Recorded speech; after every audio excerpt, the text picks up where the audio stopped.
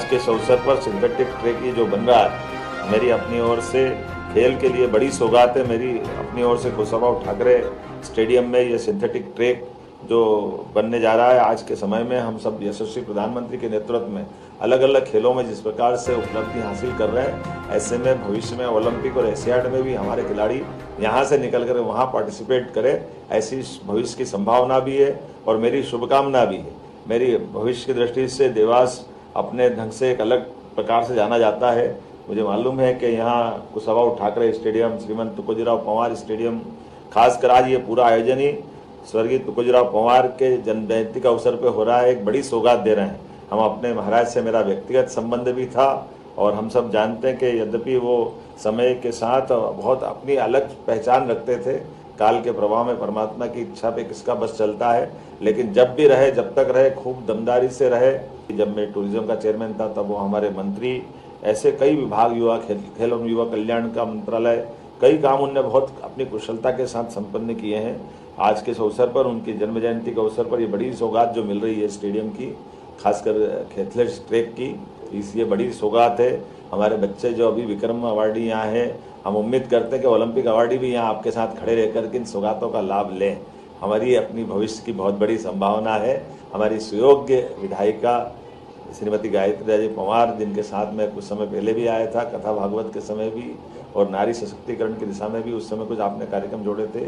आप कल्पनाशील भी हैं और अपने कार्य में दक्ष भी हैं, अपनी एक पहचान बनाने में कायम भी है। बदलते दौर में औद्योगिकरण की दिशा में हमारी सरकार बहुत काम कर रही है।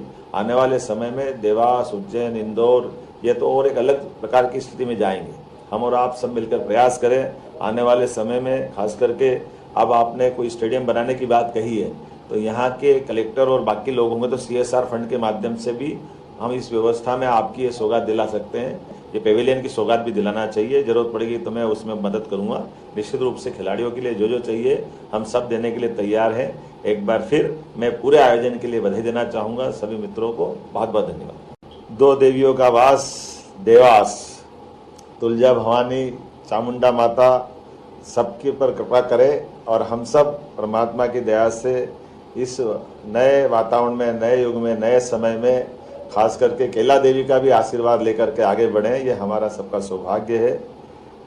मालवा सदैव अपनी विशेषताओं के कारण से जाना जाता है, लेकिन सच्चे अर्थों में महाराज छत्रपति महाराज शिवाजी के बाद हमारा मालवा तो उस समय स्वाधीन हो गया जब हमारे यहाँ होलकर, पवार, सिंधिया, बाजीराव जी महाराज के माध्यम से जब हमारी हिंदवी सेना का साम्राज्य पुनर्स्थापित होने का अभियान चला, तो ये हमारे सभी देवस्थान के आभा भी बढ़ी और हमारा क्षेत्र अपने आप में एक अलग प्रकार से पहचाना जाने लगा है।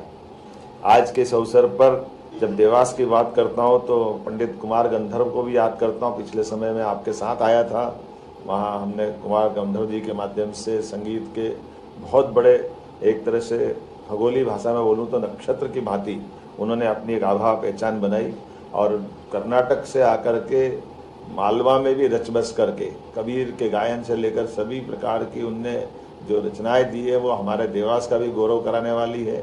और अनेक अलग प्रकार से ऐसे कई नाम और कई बातें मैं बता सकता हूँ। देवास बिना तो भारत की समृद्धि की कामना भी नहीं कर सकते।